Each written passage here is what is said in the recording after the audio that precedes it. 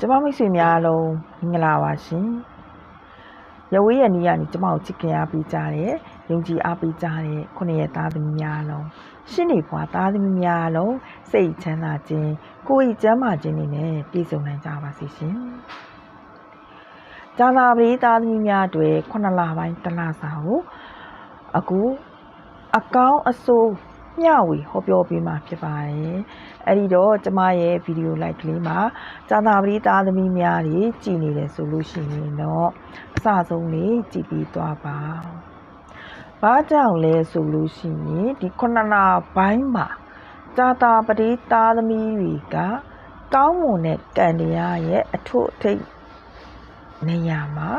ရောက်ရှိနေပြီဖြစ်ပါတယ်။အဲ့တော့မိမိတို့အနေနဲ့ကဒီကျမတို့2025မှာတလပိုင်းကနေပြီးတော့မှ9လပိုင်းကိုရောက်ဖို့အတွက်သိခံခဲ့ရတာတွေနော်စောင့်မျှော်ခဲ့ရတဲ့အချိန်တွေရှိခဲ့ပါတယ်အဲ့တော့ဒီ9လပိုင်းမှာကြာသာပရိသားသမီးများအနေနဲ့ကကောင်းတဲ့ကံ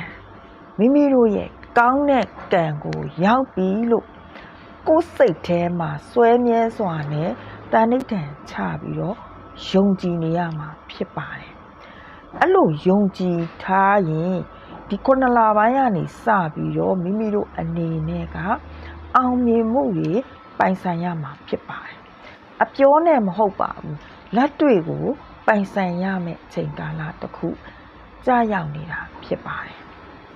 အဲ့တော့ကျမတို့ဒီ2025မှာအကောင်းဆုံးနေ့ကို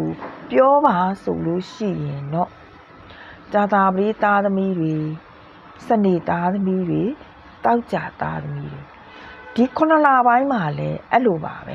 အကောင်းဆုံးနေ့တွေကိုပြောပါဆိုလို့ရှိရင်တော့အကျိုးပေးတဲ့သားသမီးတွေကကြာသာပရိသားသမီးတွေတောက်ကြသားသမီးတွေစနေသားသမီးတွေဖြစ်ပါတယ်အဲ့တော့ဖောက်ပြန်ခြင်းတွေခံရတာကတော့အင်္ဂါသားသမီးတွေဖြစ်ပါတယ်။ငွေကြေးကိစ္စတွေအကျက်တဲဖြစ်ပြီးတော့မှကြုံတွေ့နိုင်ရတာကတော့တနင်္ဂနွေနဲ့တနင်္လာသားသမီးတွေပဲဖြစ်ပါတယ်။အဲ့တော့ဒီ9လပိုင်းမှာဆိုရင်ကြာသာပရိသားသမီးတွေအနေနဲ့ကမိမိတို့အနေနဲ့မိတ်ဆွေအပေါင်းအသင်းတွေနဲ့ဒီအသက်ပိုင်းခြားမှာဆက်တွဲကောင်းတွေရရှိမယ်။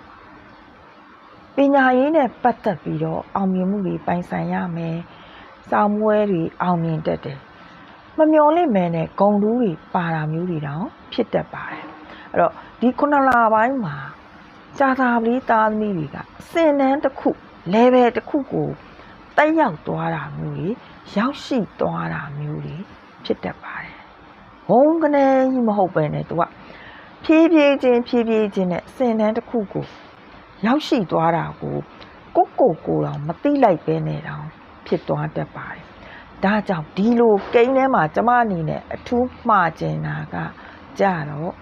မိမိတို့ရဲ့နှုတ်တွေမကြမ်းပါနဲ့မိမိတို့ရဲ့နှုတ်ထွက်စကားတွေမကြမ်းပါနဲ့ကောင်းမွန်တဲ့ကံတရားကိုကလက်ခံရရှိဖို့ဖိတ်ခေါ်မယ်ဆိုလို့ရှိရင်ကိုကမိုးလင်းလိုက်တာနဲ့ကိုရောအများကိုရောမေတ္တာပို့ပါအများပို့တဲ့မေတ္တာတက်တွေပုပ်ကိုတွေနော်ဝိဇ္ဇတူကြီးတွေဒီမြတ်စွာဘုရားရှင်တွေကျမတို့စัจ java ရာကြီးမှာရှိတဲ့လူပုပ်ကိုတွေလူတူစန်းတွေပို့တာတဲ့မေတ္တာတက်တွေကိုကိုကခံယူတတ်မယ်ဆိုလို့ရှိရင်လေအဲ့ဒီလူတယောက်ကသူ့မှာအလိုရင်းနဲ့ပါဝါတွေစွမ်းအင်တွေရှိလာမှာဖြစ်ပါတယ်သူ့ရဲ့လှုပ်ဆောင်ချက်တွေကလည်းအောင်မြင်မှာဖြစ်ပါတယ်အဲ့တော့ကြာသာပရိသားသမီးတွေနဲ့ပြောရမယ်ဆိုရင်ဒီလိုမျိုးလေးတွေနေထိုင်သွားမယ်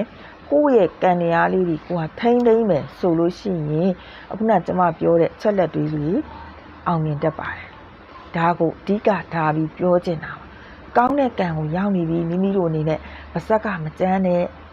မေတ္တာလေးတွေပို့ပေးမယ်မေတ္တာတက်တွေခံယူမယ်ဒါကိုမှာချင်တာဖြစ်ပါတယ်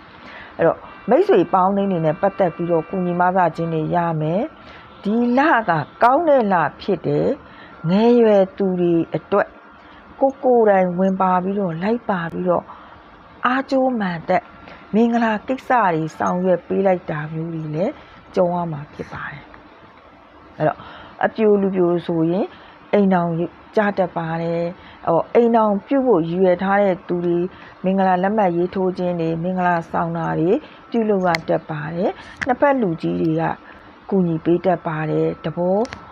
တူသွားတာမျိုးတွေဖြစ်တတ်ပါတယ်နောက်ဒီကြာသာပလေးသားသမီးတွေကဒီ9လပိုင်းမှာဆိုလို့ရှိရင်ကျမတို့ကအနုပညာရှင်တွေအနုပညာလုပ်ငန်းတွေလုပ်မယ်ရတယ်ဘာဖြစ်လို့လဲကြာသာပလေးသားသမီးတွေဖြစ်နေတဲ့အတွက်က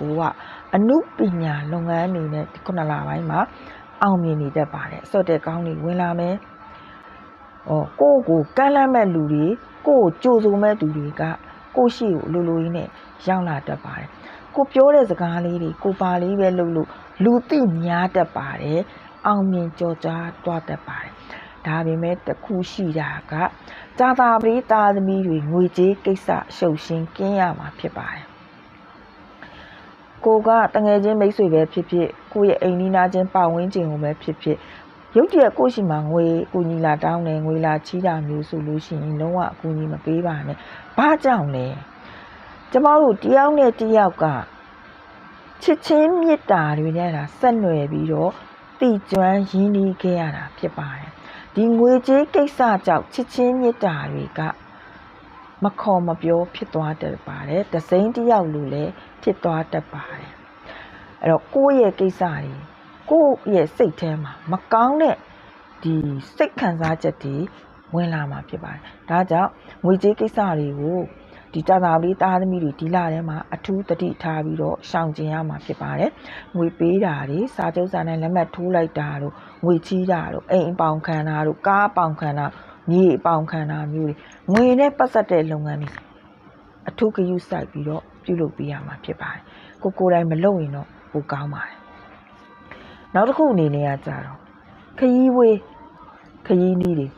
ဒီလပိုင်းမှာတွားရတတ်ပါတယ်တွားတဲ့အခါမှာလေစိတ်ညစ်စရာတွေပြေပြောက်ပြီးတော့မှပျော်ပျော်ရွှင်ရွှင်နဲ့တွားရတဲ့ခရီးမျိုးတွေဖြစ်ပါတယ်ကဲဒီ9လပိုင်းမှာကြာသာပလေးသားသမီးတွေထီထိုးပေးပါထီပေါက်ကိန်းရှိပါတယ်မိမိတို့ထိုးဖို့မိမိတို့ရဲ့တာဝန်တာဖြစ်ပါတယ်ထီပေါက်မဲ့ကံကတော့သူ့ပါတာသူလှုပ်သွားမှာဖြစ်ပါတယ်ကိုကထိုးပေးရမယ်နော်ကိုကထီကိုထိုးပေးရမယ်မပြတ်ပါစေနဲ့ထီပေါက်ကိန်းရှိပါတယ်အဲ့တော့နောက်တစ်ခုပြောချင်တာကြတော့ကြာသာပလေးသားသမီးတွေ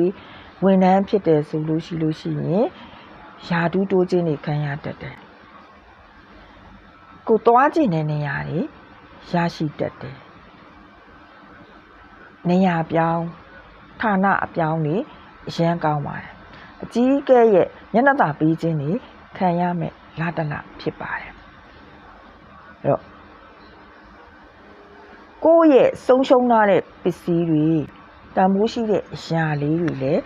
ပြန်လည်ပြီးတော့ဝင်လာတတ်ပါတယ်စက်ပစ္စည်းနဲ့ပတ်သက်တာတွေပေါ့ရွှေတွေနဲ့ပတ်သက်တာတွေစိန်တွေနဲ့ပတ်သက်တာတွေဝင်လာတတ်ပါတယ်ဆုံးရှုံးထားရင်ပေါ့နော်အဲ့တော့ကျမတို့ဒီခါတိုင်းလတွေနဲ့မတူဘူးဒီလမှာကြာသာပလေးသားသမီးတွေကကိုယ့်ရဲ့မိဘအကြီးအကဲကိုကျမတို့နားလည်ပေးရမယ်ကျမတို့ပြုစုပေးရမယ်ဒီမိဘကျေးဇူးကိုပို့ပြီးတော့တိသက်စွာနဲ့ကျေးဇူးဆက်ပေးမယ်ဆိုလို့ရှိရင်ပို့မှုအောင်မြင်မဲ့လာတလဖြစ်ပါတယ်ဒါကြောင့်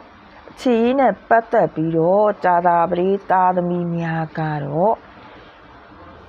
ကောင်းပါတယ်ဒါပေမဲ့လို့ဒီချစ်သူသမီးကြီးစားတချို့မျက်နှာချင်းဆိုင်လိုက်တာနဲ့သဘောထားတွေကွဲလွဲသွားတာမျိုးတွေတယောက်နဲ့တယောက်ကတန်တရားတွေဝင်ပြီးတော့မှလမ်းခွဲသွားတာမျိုးတွေလေ15ရက်ကျော်နောက်ပိုင်းမှာဖြစ်တတ်ပါတယ်အထူးဂရုစိုက်ရမှာဖြစ်ပါတယ်အဲ့တော့ကြာသာပလေးသားသမီးများအနေနဲ့ကဆွဆွဲပြောဆိုလေးတွေတော့ခံရဖို့ရှိပါတယ်အဲ့တော့အမှုဖြစ်နေတဲ့လူကိုကူညီမပေးပါနဲ့နောက်ဆွေမျိုးသားချင်းညီငယ်ညီမငယ်အောက်လက်ငယ်သားသူတို့အတွက်ကြောင့်စိတ်ထိခိုက်စရာတွေကြုံရတတ်ပါတယ်ကျမတို့အနည်းငယ်လောက်ပါအများကြီးတော့မဟုတ်ပါဘူးเนาะနောက်တစ်ခုက